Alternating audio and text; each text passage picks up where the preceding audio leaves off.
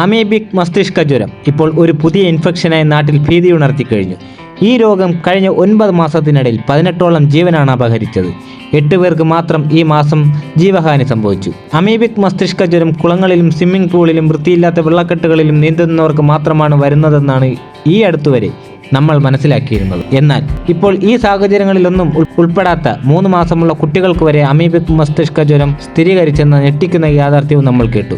വീട്ടിൽ കുളിച്ചാലും ഈ രോഗം ബാധിക്കുന്നുണ്ടെന്നുള്ളതാണ് ഏറ്റവും പുതിയ ആകാംക്ഷയ്ക്കുള്ള കാരണം. ശുദ്ധജലത്തിൽ വളരുന്ന അമീബയാണ് വില്ലൻ. കാലാവസ്ഥ വ്യതിയാനവും മലിനമായ ജലസ്രോതസ്സുകളുമാണ് അമീബ പ്രശ്നമായി മാറുന്നതിന്റെ പ്രധാന കാരണമാകുന്നത്. രോഗബാധിതയുടെ ഉറവിടം പരിശോധിച്ചാൽ വീട്ടിലെ കിണർ പോലും സുരക്ഷിതമല്ലെന്ന് മനസ്സിലാകും. കേരളത്തിൽ ഈ രോഗത്തിന്റെ മരണസംഖ്യ 24% ഇതുവരെ ഉണ്ടായിട്ടുള്ളൂ. എന്നാൽ ലോകം മുഴുവൻ നോക്കുകയാണെങ്കിൽ 97% മനുഷ്യരും ഈ അസുഖം വന്നാൽ മരണത്തിന് കീഴടങ്ങുന്ന കാഴ്ചയാണ്. നമ്മുടെ തലച്ചോറിന്റെ ചുറ്റുമുള്ളതും തലച്ചോറിലും വരുന്ന ഇൻഫെക്ഷനാണ് മെനിഗോ എൻകഫലൈറ്റിസ്. സാധാരണയായി മെനിഗോ എൻകഫലൈറ്റിസ് വരുന്നത് വൈറസും ബാക്ടീരിയയുമായിട്ടാണ്. അപൂർവമാണ് ഈ അമീബ. അതായത് അമീബ വളരെ അപൂർവമായി മാത്രമേ മെനിഗോ എൻകഫലൈറ്റിസിന് കാരണമാകുന്നുള്ളൂ. അമീബ എന്ന് പറയുമ്പോൾ നമ്മൾ സ്കൂളിൽ പഠിച്ച ഒരു മുട്ട മാതിരി നടുക്കൊരു ന്യൂക്ലിയസ് ഉള്ള ഇറഗുലർ മാർജിനുള്ള സാധനമാണ്. ഇതിൽ ഇൻഫെക്ഷന് കാരണമാകുന്ന അമീബയുടെ പേര് ഫ്രീ ലിവിംഗ് അമീബ എന്നാണ്. ഈ ഫ്രീ ലിവിംഗ് അമീബ കുളങ്ങളിൽ മാത്രമല്ല, വെള്ളമുള്ളിടത്ത്, വെള്ള ടാപ്പുകളിൽ, മണ്ണിൽ, കുളങ്ങൾ, കിണറുകൾ, കായലുകൾ എന്നിവിടങ്ങളിലെല്ലാം ഉണ്ടാകാൻ സാധ്യതയുണ്ട്. ഈ ഫ്രീ ലിവിംഗ് അമീബയിൽ തന്നെ 3-4 അമീബകളുണ്ട്. നമുക്ക് ബ്രെയിനിൽ ഇൻഫെക്ഷൻ ഉണ്ടാക്കാവുന്നതും അല്ലാത്തതുമായ അമീബകളുമുണ്ട്. സാധാരണ ഈ അമീബയെ മണ്ണിലടക്കം കാണപ്പെടുന്നുമുണ്ട്. അവയിൽ തന്നെ 3-4 എണ്ണമാണ് നമ്മുടെ തലച്ചോറിൽ ഇൻഫെക്ഷൻ ഉണ്ടാക്കുന്നത്. ഇതിൽ തന്നെ ഏറ്റവും അപകടകാരിയായി കണക്കാക്കുന്നത് നെഗ്ലേരിയ ഫൗളറി എന്ന അമീബയും അക്കാന്ത അമീബ, വാൽമീകിയ, സുപ്പീനിയ എന്നിവയുമാണ്. നെഗ്ലേരിയയാണ് ഇക്കൂട്ടത്തിൽ ഏറ്റവും ഭയക്കേണ്ടത്. ഇൻഫെക്ഷൻ വന്നാൽ മരണം കൂടുതൽ കാണപ്പെടുന്നത് ഈ അമീബയുടെ ആക്രമണത്തിലാണ്.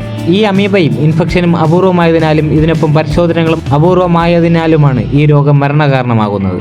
അമീബിക് അഥവാ ബ്രെയിൻ ഇൻഫെക്ഷൻ വരുമ്പോൾ സാധാരണയായി നമുക്ക് വരുന്ന ലക്ഷണങ്ങൾ തലവേദന, പനി, ഛർദി എന്നിവയാണ്.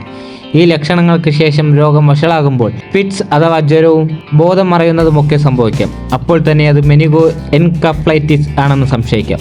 എന്നാൽ എല്ലാ തലവേദനയും, പനിയും, ഛർദിയും മെനിഗോ എൻകഫലൈറ്റിസ് ആകണമെന്നില്ല എന്നും നാം ഓർക്കേണ്ടതുണ്ട്.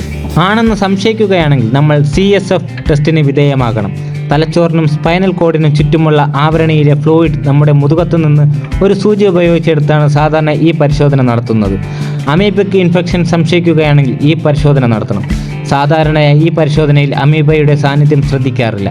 എന്നാൽ കേരളത്തിൽ ഈ രോഗത്തെക്കുറിച്ചുള്ള ബോധവൽക്കരണം കൂടുതലായി നടക്കുന്നതുകൊണ്ട് ഇക്കാര്യം നമ്മൾ ശ്രദ്ധിക്കുകയും രോഗാവസ്ഥ കൂടുതലായി കണ്ടുപിടിക്കുകയും ചെയ്യുന്നു. കേരളത്തിൽ രോഗത്തെ കണ്ടെത്തി റിപ്പോർട്ട് ചെയ്യുന്നത് മറ്റ് സംസ്ഥാനങ്ങളെ അപേക്ഷിച്ച് വളരെ മെച്ചപ്പെട്ടതാണ്. ഇതാണ് അമീബിക് മസ്തിഷ്ക ജ്വരം പോലെയുള്ള അസുഖങ്ങൾ കേരളത്തിൽ ഉയർന്നു വരാനുള്ള ഒരു കാരണം. മറ്റിടങ്ങളിൽ ഒരുപക്ഷെ അസുഖം തിരിച്ചറിയപ്പെടാതിരിക്കാനും സാധ്യതയുണ്ട്. കുളത്തിൽ കുളിച്ചില്ലെങ്കിലും രോഗം വരുന്നുണ്ടല്ലോ എന്ന സമൂഹ മാധ്യമങ്ങളിൽ അടക്കമുള്ള ചർച്ചകളും ആശങ്കകളും. നമ്മുടെ മൂക്കിൻ്റെ പിൻഭാഗത്തുള്ള ക്യാവിറ്റീസ് അഥവാ ദ്വാരങ്ങളിൽ മലിനമായ വെള്ളം ഏതെങ്കിലും തരത്തിൽ കയറിയാൽ അത് ചെറിയ അളവ് തന്നെ ആയാലും അപകടമാണ്. നമ്മുടെ തലച്ചോറുമായി വളരെ അടുത്തിരിക്കുന്ന ഒരു ചെറിയ ബോണാണ് ക്രിബ്രിഫ്രോം പ്ലാറ്റ്. ഈ ക്രിബ്രിഫ്രോം പ്ലാറ്റ് ഒരു പോറസ് ആണ്. ഇതിനുള്ളിലൂടെ വെള്ളം പോകാം. ഇതുവഴി നമ്മുടെ മണം അറിയിക്കുന്ന നേർവ് വഴി അമീബയ്ക്ക് തലച്ചോറിനകത്തേക്ക് സഞ്ചരിക്കാം. ഇത്തരത്തിലാണ് അപകടകാരികളായ ഈ അമീബകൾ തലച്ചോറിനുള്ളിലേക്ക് കയറുന്നത്. ഫ്രീ അമീബ എല്ലായിടത്തും കാണപ്പെടുന്നവയാണ്. നേരത്തെ പറഞ്ഞതുപോലെ വാട്ടർ പൈപ്പുകളിൽ, ഹീറ്ററുകളിൽ ഉണ്ടാവാം. നമ്മളൊരു പ്ലാസ്റ്റിക് വാട്ടർ പൈപ്പ് എടുത്ത് നോക്കിയാൽ അതിനുള്ളിൽ ഒരു കൊഴുപ്പുള്ള വസ്തു വെള്ളം പോയി കഴിയുമ്പോൾ കാണാം. അതിന് ബയോഫിലിം എന്നാണ് പറയുന്നത്. ഈ ബയോഫിലിമിനകത്ത് ബാക്ടീരിയ, ഫംഗസ്, അമീബ എന്നിവയെല്ലാം ഉണ്ട്. അമീബ നമ്മുടെ എക്കോസിസ്റ്റത്തിന്റെ ഭാഗമാണ്. കെട്ടിക്കിടക്കുന്ന വെള്ളത്തിലുള്ള മുങ്ങിക്കുളി ഒഴിവാക്കാം. സ്വിമ്മിംഗ് പൂളുകൾ കൃത്യമായ ഇടവേളകളിൽ വൃത്തിയാക്കി ക്ലോറിനേറ്റ് ചെയ്യാം. മൂക്കിലേക്ക് വെള്ളം ഒഴിക്കുന്നതും ഒഴിവാക്കണം. കിണറുകളും ടാങ്കുകളും ക്ലോറിനേറ്റ് ചെയ്യാം. കുളിക്കുമ്പോൾ തല താഴ്ത്തി വെച്ച് വെള്ളം ഒഴിക്കാം. ഷവറിൽ കുളിക്കുമ്പോൾ മുഖം ഉയർത്തി മൂക്കിലേക്ക് വെള്ളം നേരിട്ട് വീഴുന്ന രീതി ഒഴിവാക്കണം. അമീബിക് മസ്തിഷ്ക ജ്വരം മനുഷ്യരിൽ നിന്ന് മനുഷ്യരിലേക്ക് പകരുമെന്ന ഭീതി പലർക്കുമുണ്ട്. അടുത്തിരുന്നത് കൊണ്ടോ സംസാരിച്ചത് കൊണ്ടോ ഒന്നും തന്നെ ഈ രോഗം പകരില്ല. എന്നാൽ അത് വെള്ളക്കെട്ടുകളിൽ മുങ്ങിക്കുളിച്ചാൽ മാത്രം വരണമെന്നുമില്ല. ഏത് സാഹചര്യത്തിൽ നിന്നും ഈ രോഗം നമ്മെ ബാധിക്കാം.